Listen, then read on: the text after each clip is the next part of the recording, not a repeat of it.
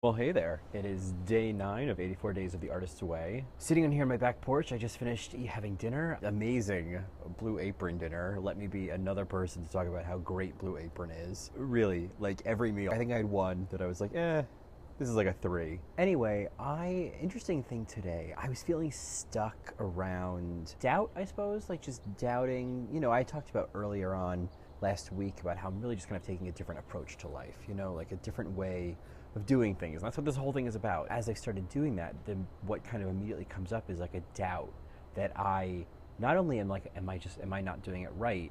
Or a fear that I'm not doing it right. Like beyond that, like a fear that like my grip on reality is just completely gone.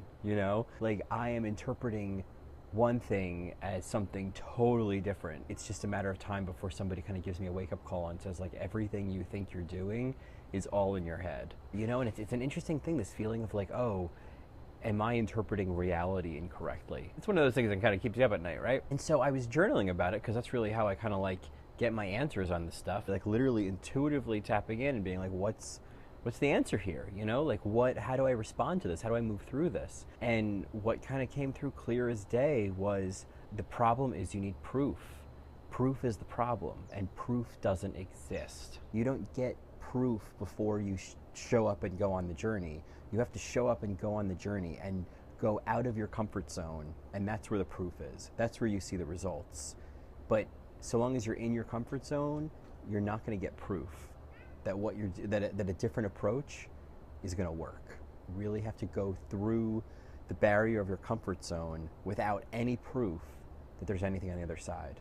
On the upside is I think when you push through to the other side, there's kind of this exhilaration. I think it's kind of like skydiving and surviving it. You're like, oh my God, that was awful, but I'm not dead, so that was kind of awesome. I think that's kind of the feeling that I'm going for, and what I'm sort of expecting through this process. And hopefully that helps you in some way, because I think we all confront doubt in different ways. Letting go of the concept of proof, letting go of needing to know how, of needing to know why. It's like, what happens if you let go of all those questions? Like, how does reality change? So that's that thought for today. I will see you tomorrow for another day of 84 Days of the Artist's Way. Thanks. Bye.